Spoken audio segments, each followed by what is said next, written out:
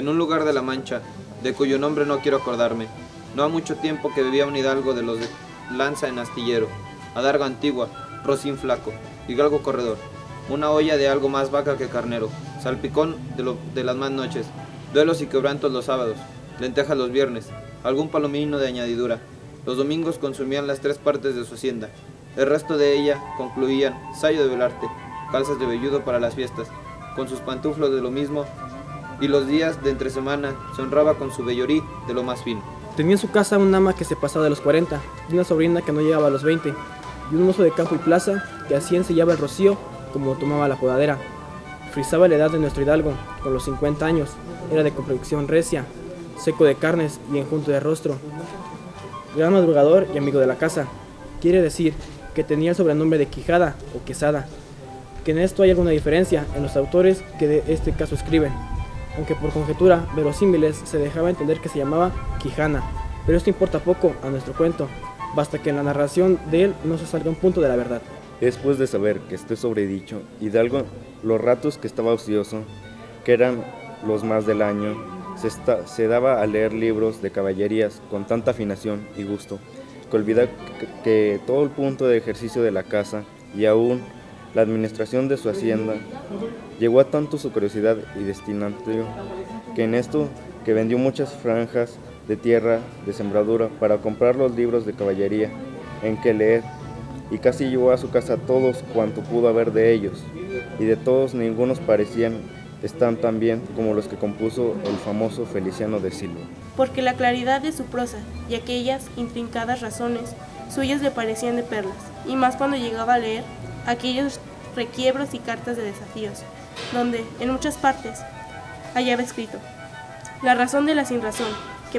a mi razón se hace, de tal manera mi razón enflaquece, que con razón me quejo de la vuestra fermosura. Y también cuando leía: los altos cielos de vuestra divinidad divinamente con las estrellas os fortifican y os hacen merecedoras del merecimiento que merece la vuestra grandeza. Con estas razones perdí el pobre caballero el juicio, y desvelábase por entenderlas y desentrañarles el sentido, que no solo lo sacara ni la entendiera el mismo Aristóteles, si resucitara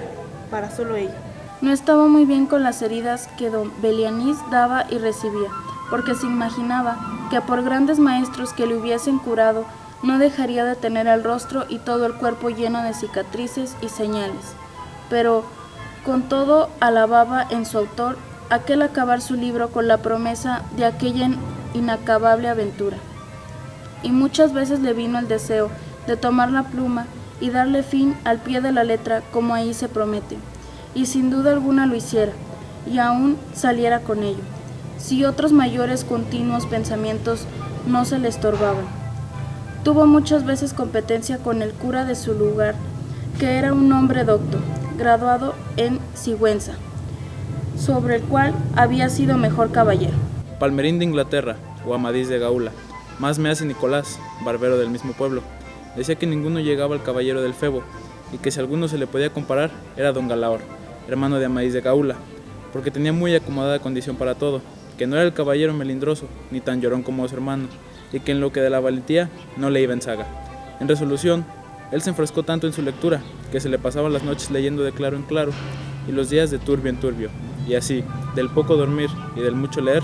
se le secó el cerebro, de manera que vino a perder el juicio. Llenósele la fantasía de todo aquello que leía en los libros, así de encantamentos, como dependencias, batallas, desafíos, heridas, requiebros, amores, tormentas y disparates imposibles, y asentósele de tal modo en la imaginación que era verdad toda aquella máquina de aquellas soñadas inversiones que leía, que para él no había otra historia más cierta en el mundo. Decía que el Cid Ruy Díaz había sido muy buen caballero, pero que no tenía que ver con el caballero de la ardiente espada, que de solo un revés había partido por medio 2 fierros y descomunales gigantes.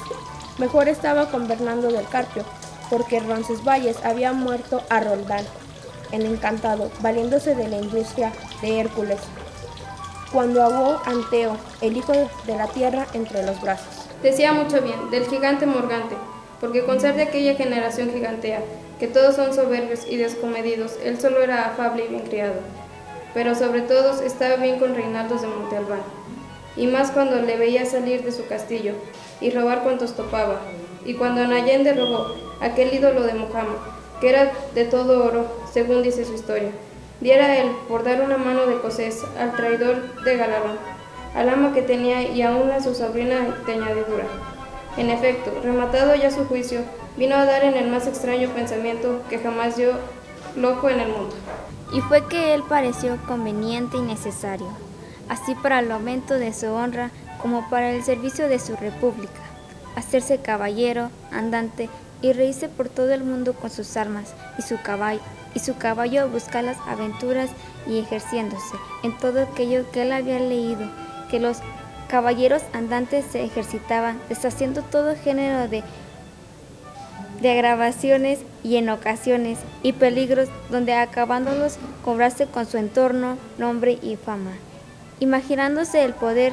ya coronado con el valor de sus brazos por el menos de imperio de Tapizonda, y así con estos tan agradables pensamientos, llevando del extraño gusto que en ellos sentía, se dio prisa a poner en efecto lo que deseaba. Y lo primero que hizo fue limpiar unas armas que habían sido de sus bisabuelos, que tomadas de orín y llenas de moho, luengos siglos había que estaban puestas y olvidadas en un rincón. Limpiólas y aderezólas lo mejor que pudo, pero vio que tenían una gran falta, y era que no tenían celada de encaje, sino morrión simple. Mas a esto suplió su industria, porque de cartones hizo un modo de media celada, que encajada con el morrión hacían una apariencia de celada entera. Es verdad que para probar si era fuerte y podía estar al riesgo de una cuchillada, sacó su espada y le dio 2 golpes, y con el primero y en un punto deshizo lo que había hecho en una semana. Y no dejó de parecerle mal la felicidad con la que había hecho pedazos, y por asegurarse de ese peligro, le tornó a hacer de nuevo poniéndole una barra de hierro por dentro, de tal manera que quedó satisfecho de su fortaleza, y, sin querer hacer nueva experiencia de ella, la adjutó y tuvo que celada finisce de encaje. Fue luego a ver su rocín, y aunque tenía más cuatros que un real, y más tachas que el caballo general, que tantum peniche et ofulge, le pareció que ni el Befol de Alejandro ni Bebieta del Cid con él se igualaban. 4 días le pasaron en imaginar qué nombre le pondría. Porque, según se decía él a sí mismo, no era razón que caballo de caballero tan famoso y tan bueno él por sí estuviese sin nombre conocido, y así procuraba acomodársele de manera que declarase quién había sido antes que fuese de caballero andante y lo que era entonces, pues estaba muy puesto en razón que, mudando su señor estado, mudase él también el nombre y le cobrase famoso y de estruendo, como convenía a la nueva orden y al nuevo ejército que ya profesaba. Y así, después de muchos nombres que formó, borró y quitó, añadió, deshizo y tornó a hacer en su memoria de imaginación, al fin le vino a llamar Rocinante, nombre a su parecer alto, sonoro y significativo, de lo que había sido cuando fue Rocín, antes de lo que ahora era, que era antes el primero de todos los rocines del mundo. Puesto nombre y tan a su gusto, a su caballo, quiso ponérsele a sí mismo, y en este pensamiento duró otros 8 días, y al cabo se vino a llamar Don Quijote, de donde, como queda dicho, tomaron ocasión los autores de esta tan verdadera historia, que sin duda sería de llamar Quijada y no Quesada, como otros quisieron decir, pero acordándose que el valeroso Amadís no solo se había contentado con llamarse Amadís a Seca, sino que añadió el nombre de su reino y patria por hacerla famosa y se llamó Amadís de Gaula. Así quiso, como buen caballero, añadir el suyo el nombre de la suya y llamarse Don Quijote de la Mancha, con que a su parecer declaraba muy albino su linaje y patria, y la honraba con tomar el sobrenombre de ella. Limpias, pues, sus armas, hecho del morrión, celada, puesto nombre a su rocín, y confirmándose a sí mismo, se dio a entender que no le faltaba otra cosa, sino buscar una dama de quien enamorarse, porque el caballero andante sin amores era árbol sin hojas y sin fruto, y cuerpo sin alma. Decíase él, si yo, por malos de mis pecados o por mi buena suerte, me encuentro por ahí con algún gigante, como de ordinario les acontece a los caballeros andantes, y lo derribó de un encuentro, o lo parto por mitad del cuerpo, o finalmente lo venzo y lo rindo. ¿No sería bien tener a quien enviarlo presentado y que entre y se hinque de rodillas ante mi dulce señora y diga con voz humilde y rendido: Yo, señora, soy el gigante Caraculiambro, señor de la ínsula Malindrania, a quien venció en singular batalla, él jamás como se debe, alabado caballero Don Quijote de la Mancha, el cual me mandó que me presentase ante la vuestra merced para que la vuestra grandeza disponga de mí a su talante. Oh, cómo se holgó nuestra buen caballero, cuando hubo hecho este discurso,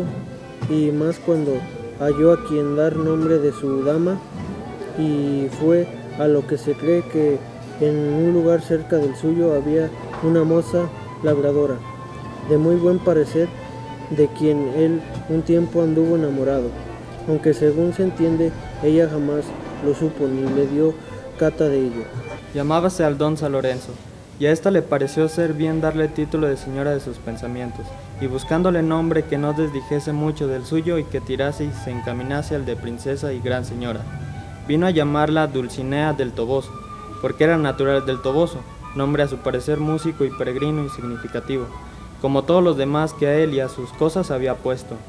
Hechas pues estas prevenciones, no quiso aguardar más tiempo a poner en efecto su pensamiento, apretándole a ello la falta que él pensaba que hacía en el mundo su tardanza, según eran los agravios que pensaba deshacer, tuertos que enderezar, sin razones que enmendar y abusos que mejorar y deudas que satisfacer.